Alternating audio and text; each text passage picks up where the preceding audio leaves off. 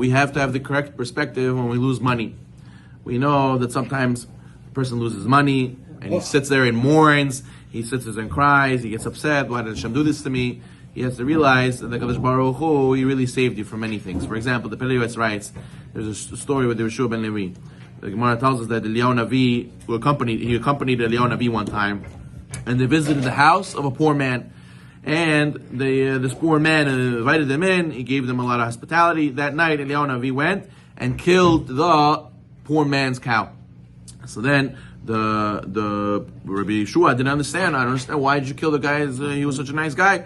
Why'd you kill his cow? His cow was his livelihood, was his parnasah. So then Eliyahu Navi explained to him that Hashem decreed that this person's wife should die. So therefore what? In the merit of the man's generosity to this that he hosted Yeshua ben Levi and Yeshua ben Levi and Eliyahu Navi, he said, B'zchut that tzedakah, so Hashem made it now that he killed his cow instead of the guy's wife should die.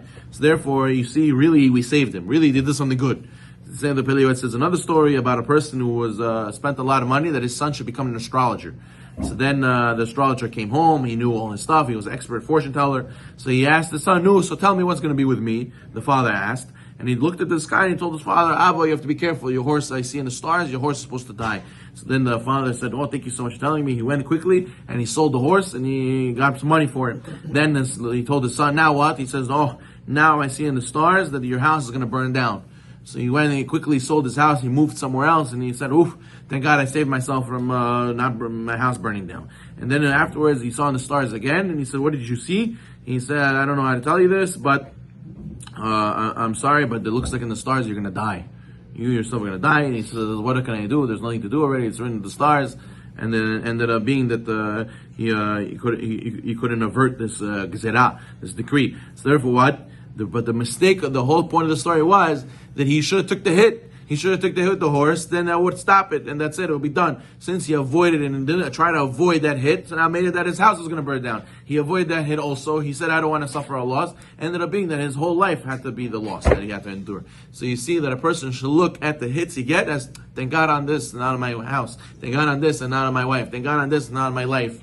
And thank God that Hashem cleansed me now, and I don't have to hit something better later in life or in Olam Haba. So therefore, that's the mentality we should have towards these things. A person has to remember, HaKadosh Baruch Hu loves every single one of us and wants us to be successful more than we want to be successful. And if you think, Chas v'shalom, that Hashem, He has something against you, He wants to make you lose, He wants to make you suffer, you suffered a loss monetarily, or suffered a loss emotionally, or suffered some trauma, it's all because the HaKadosh Baruch Hu, Nazlo, did it against you to go and, deprive you and to put you down and insult you and traumatize you. No, Chas v'shalom, farthest thing from the truth. You have no idea how much HaKadosh Baruch Hu loves you, and therefore if He did it to you, there's a reason. And you have to be patient. If you give benefit of the doubt to your friends, you have to give benefit of the doubt to HaKadosh Baruch Hu. And the day that you will realize, and the day you will accept that everything Hashem did to you is for a reason, and there's no point in fighting it and crying about it and sitting on it and saying, woe is me, woe is me. Rather, you pick yourself up and you move on in life and say, there's a reason why this happened. I'm going to see how this was good for me.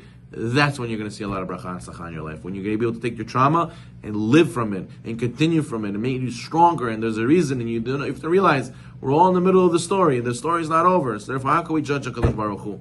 So therefore, a person should look with emunah to all his losses and say it was all for the best, even though I don't know why. In the future, we will see why.